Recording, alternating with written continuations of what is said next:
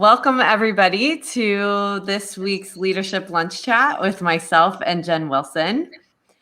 And today we thought we would dedicate our 20 minutes, sometimes longer, but never shorter.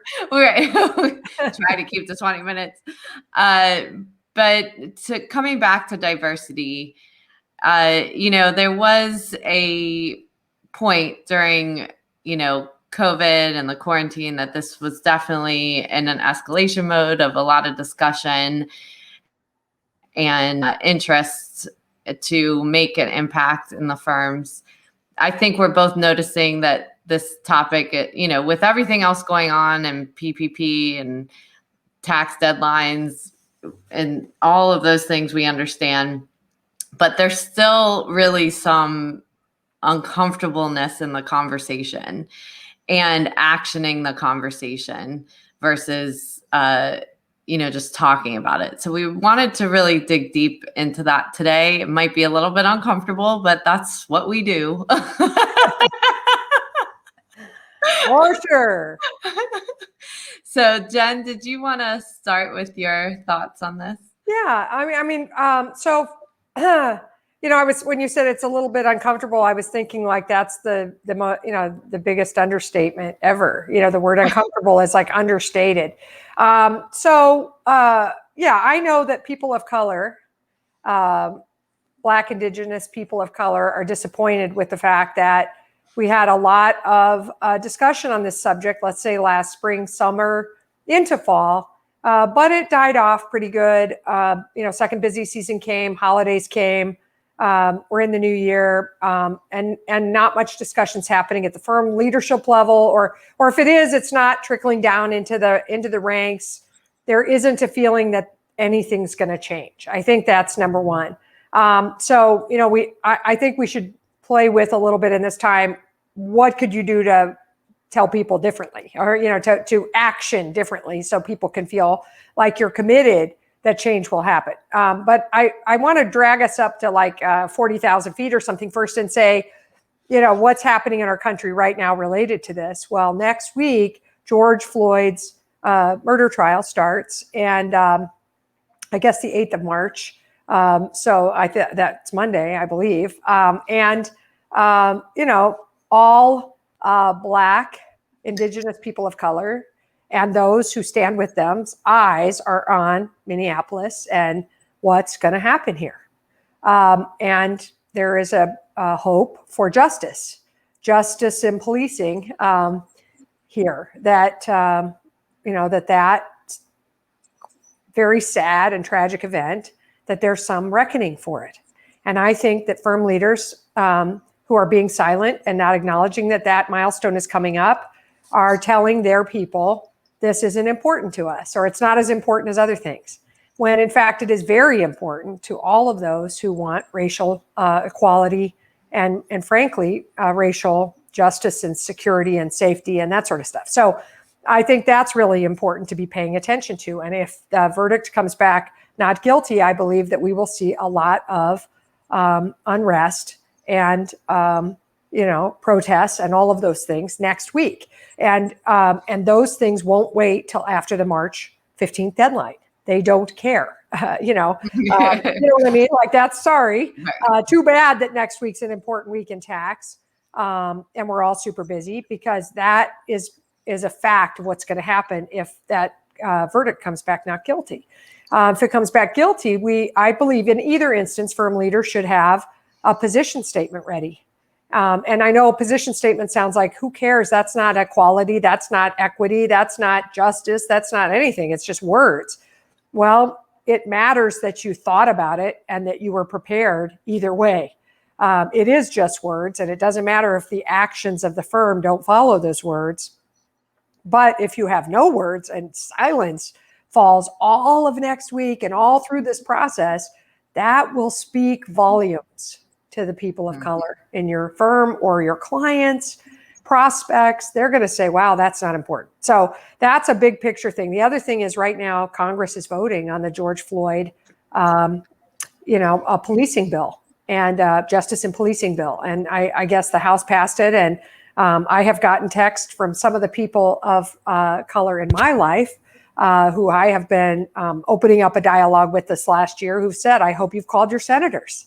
We should be passing this thing. Now, I'm not trying to say we should pass it or not pass it because I haven't read it.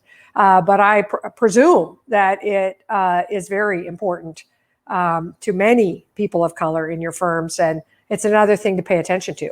We talked about, I'll say one more thing and then hand it over to you, Amy, to get us deeper into the discomfort, take us down to the ground level. But the other thing is that, we've talked about one of the trends in HR is the meshing or blending of firm policy, firm values, firm vision, firm strategy with political reality. And in the past, we always like to say no politics, no sex, no religion. Keep those three things out of the firm, we'll be fine. That's not really how it is anymore. And, and I think DE&I is a perfect place to pay attention to politics, because firm leaders are having to take political positions in support of their gay and lesbian population and in support of their BIPOC folks as well. What do you think, Amy? So, yeah, I think it's time to come back to your team and do another listening tour, and make sure that people are feeling that the words turned into actions. And if programs that you thought were going into place, because, as leaders, a lot of times you set an initiative, you set it with a team, but you're not necessarily involved in all the detail of it going through. Did it actually serve what the objective was? Or did it start getting off track because we were trying to make this person happy or that person happy, or start diminishing it because there were things that were uncomfortable about it or uncomfortable conversations? And that's when we need to walk toward it, not away from it. And the important part is, I think from our perspectives, because we're outside people, we are hearing that, things didn't follow through, or firm leaders are still very uncomfortable with the topic and actually dig into our unconscious bias and things that we can feel, because, there's a concept of self-deception in leadership a lot of times, because, we can know what the right thing to do is in our gut, but then we start making exceptions to that rule because we're like, oh, that would be too hard, or that's going to make that person upset, or this set of clients might not like it, or, this or that, even though it's not in alignment with what we know is the right thing to do. And these are the hard things as a leader, to make those decisions. But when you make the hard decisions and follow through on things that are hard, the people that you are serving and protecting, you will never find more loyal employees. I agree. Yeah. We're getting a little bit of chop, and I don't know if it's your internet connection or mine. I can't tell. So yeah, just a little bit of in and out. Yeah, I mean, I think that we're hearing that not only is it slowed down or nothing, maybe the programs didn't happen the way we thought we were gonna. Some people never got off the ground. They're still in, they formed a committee and they haven't done anything. Mm-hmm. And a year later, and that's really frustrating to the people, to the team. To those that believe in it. And that's not just your people of color. There's a whole bunch of people of privilege who support this and want to see it happen. And they're frustrated too. And we're hearing about it. So that's why we're bringing it up. We're bringing it up because we don't want it to go to sleep. And it feels a little sleepy to us. And we also feel like the whole nation's about to awaken to it a little bit. At least 24-hour news is going to try to get us to do that next week. But who knows with that verdict, what's going to happen? And then we're back chasing it again. As firm leaders, we're event-based. All of a sudden when the news forces us to, we work on this. And that is so fair weather friend or something, or bad weather friend, maybe. It just doesn't feel authentic.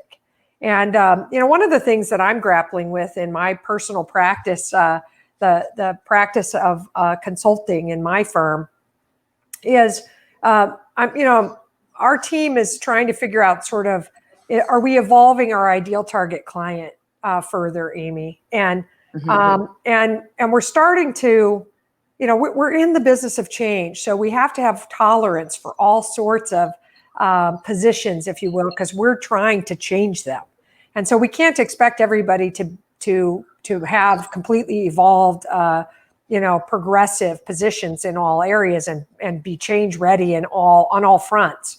But we're starting to hear a lot of like rumblings from firms where they're feeling like, hey man, we're getting vaccinated. Any minute now, we could just go back to the way it used to be, the good old days. We're going to go back to in person, and we're going to, quiet down this DE&I stuff, and we're going to, let's just get back to stick to our knitting. Let's get back to the basics.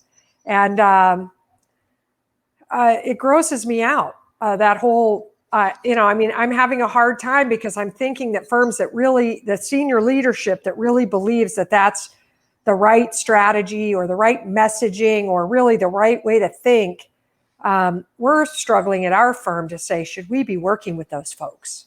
Can we go in and do like a slice of a program for them, knowing their overarching, plot, and we don't buy it, and we can't buy into it or whatever. We don't think it's the right thing. And so when you were just talking about doing the right thing, even though it's not going to be popular and even though it's uncomfortable, and I was sitting there listening through that filter, the dialogue we're having internally, because I just kind of made an uncomfortable prospect call last week on purpose. I told my team, I'm going to really pin them down on their position here before we come in and deliver the service, because I don't want to be 90-degree angles with their true inner beliefs and have them, not support I don't want to open up a can of worms for their people and then have senior leaders not follow through. Right. And so sometimes I feel like we get hired so firm leaders can pretend they're going to change. That might sound so awful because I have so many awesome clients that are changing and are growing and evolving, and we're growing with them. So that's, the majority of who we work with, but we get hired sometimes and we feel like they're just trying to buy time. They'll bring us in and pretend they're going to make these changes, and get like buoy the spirits of the people. But the real strategy and the real sacrifice behind those changes isn't planned. Mm-hmm. And I'm starting to feel like I have to ferret that out and not do that work. Yeah. Not prop them up. Yeah. And that all may sound really awful, but that's something that we're really looking at. Well, I think that's, no matter if you're a firm or an outside consultant, again, is when we talk about action items, it's just what you're saying, is to make sure that you have a really defined values, and those might have to be relooked at, right, from a different lens from the past year and for sure done years ago, but a different lens than you've done before. And when you are hiring people or when you're taking on a new client, how important that is that those values align, because then even if a client doesn't align with the values of the firm or, how the firm is trying to address these very hard issues, then it upsets the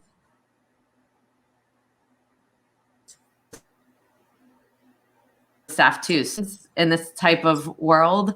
But what you can control is the acceptance process and staying involved along the way to make sure that those values stay aligned and people feel that you are protecting them. I remember one of the hardest I ever had to do was fire one of my largest clients because of how they were treating my staff, and it was out of alignment with my culture and the value. And I warned them a number of times that I can't have my people treated this way. And sometimes we don't think about that we do control these situations. So even when we're talking about DEI, it means it's a full circle of how people feel. Are our clients aligned with our values? Are we aligned with our values? What are our values?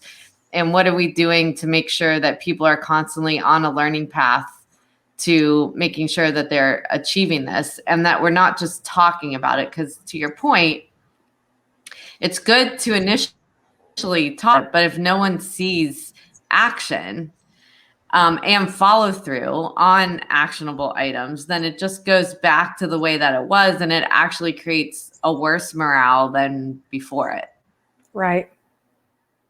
Yeah, I also look at it, Amy, as this idea that a lot of people are sort of fatigued and feel like I tried it once, or I brought this up once at my partner meeting and it didn't go anywhere. And, a little bit of complaining, if you will. And also like, I gave it one shot and it didn't work, and every time I hear those kinds of things, I'm like, what else could we try?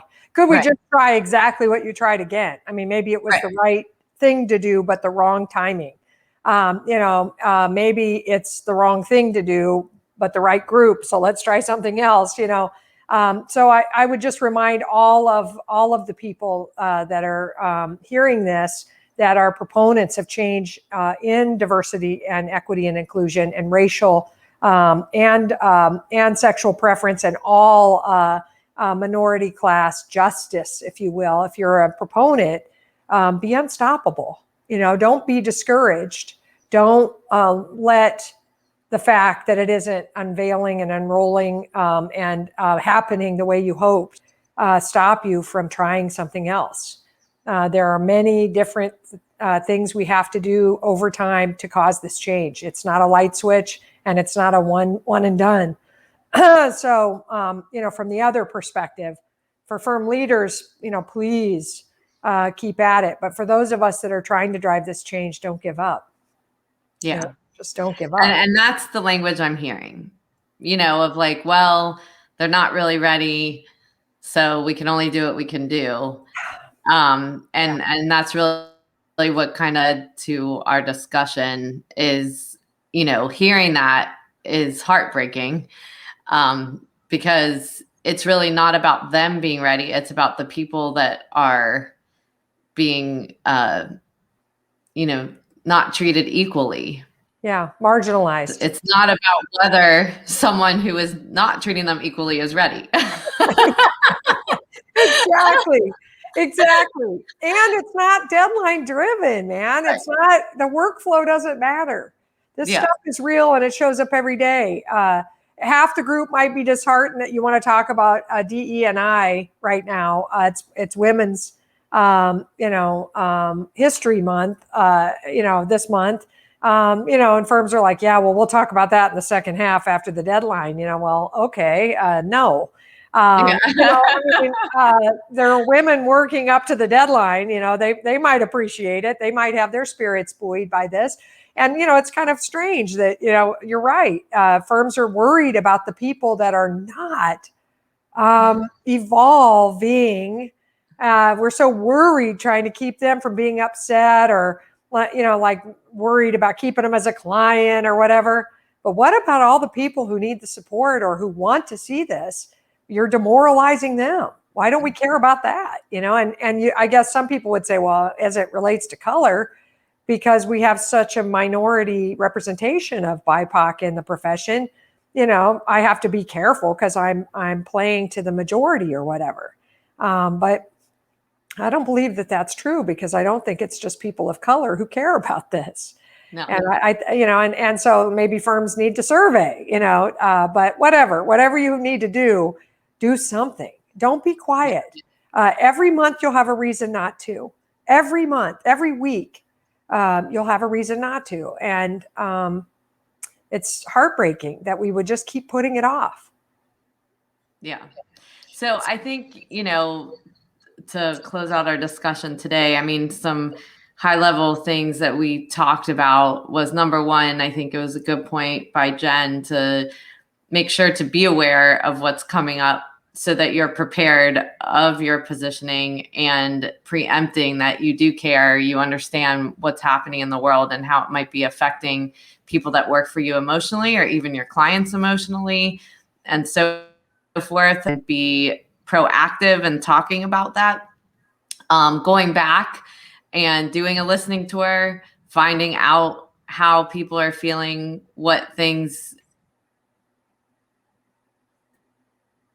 or didn't go as planned as well, to make sure that you are fulfilling whatever initiatives that you had around this, that it doesn't get pushed to the side because of whatever the most current deadline is as well. Yeah.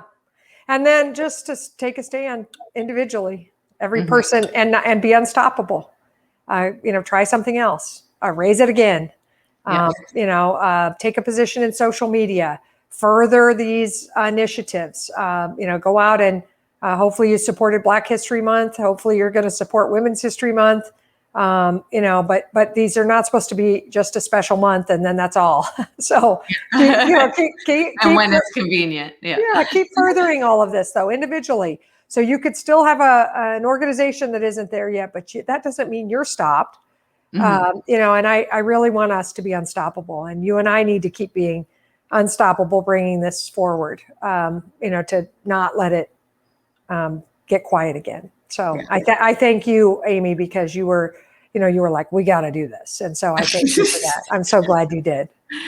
Well, I appreciate all the work that you're doing around this. So thank you for tuning in today. And if you have other topics you'd like Jen and I to talk about, let us know. And with that, have a great weekend. Bye now.